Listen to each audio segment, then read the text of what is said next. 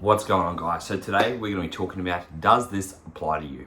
So basically this is going to be a little series that I want to start setting up for you guys, just to help you understand what you should be thinking and whether it's going to be able to apply to you, can't even speak, or whether it's not going to be applicable to you.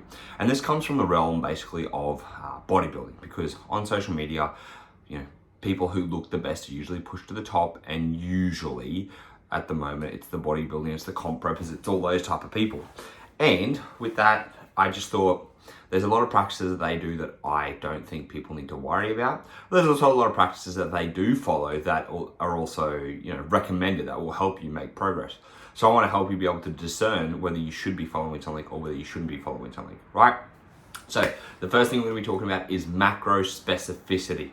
This is something you do not need to apply to yourself. Having a specific protein, carbohydrate, and fat goal is not going to do anything for your body composition. You are not going to notice if you eat 20 grams less of carbs today and 20 grams of extra protein, or 20 grams of extra carbs and 10 grams of less fat. Your body's not going to do anything. Your body's not going to change. You're not going to be able to see it. It's not going to affect your fat loss. It's not going to affect anything.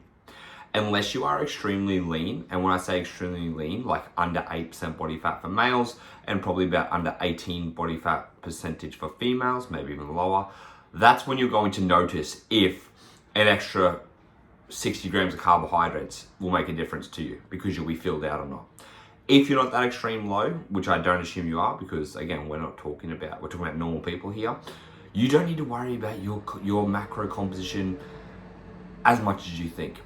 Now, instead of having specificities, which again, this goes against the flexible dieting side of things. People are like, oh, you can flexible diet, but you have to eat this amount of protein. You have to eat this amount of carbs. You have to eat this amount of fat.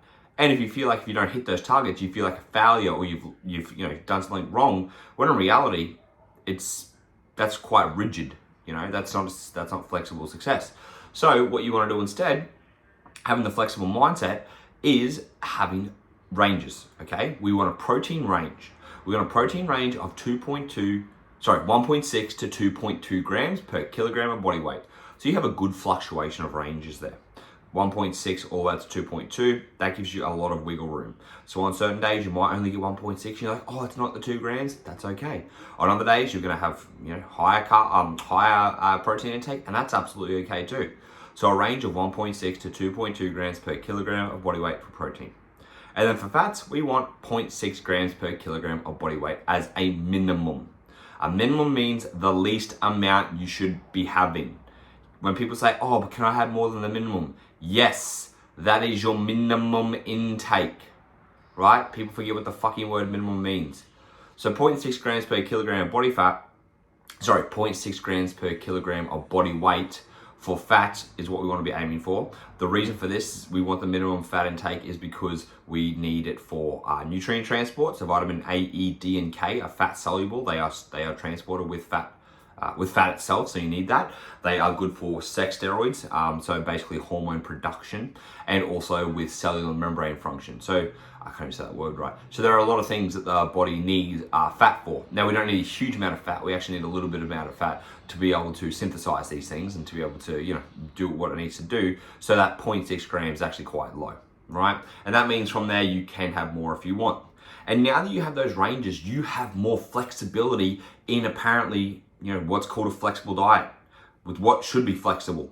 When you have this flexibility, it also allows you to actually eat like an adult and eat like a human and eat like a normal meal, instead of coming to the end of your day and you're like, oh, I have 16 protein, 12 fats, and 68 carbs, and it ends up being like an egg mixed in some rice with some melted cheese or some weird concoction you made up because you have to fit your macros. Which is the good thing. You get to have more flexibility and still get the same results. So do not apply the obsessive specific macros to your diet, and instead give yourself the flexibility, have the ranges, enjoy food, just have more, I guess you would say, so you have the flexibility and get the same results. So that's this episode done and dusted. If you guys have any questions, you can hit me up on Instagram at tysonthetrainerr with 2 R's. And until next time, team, speak to you then.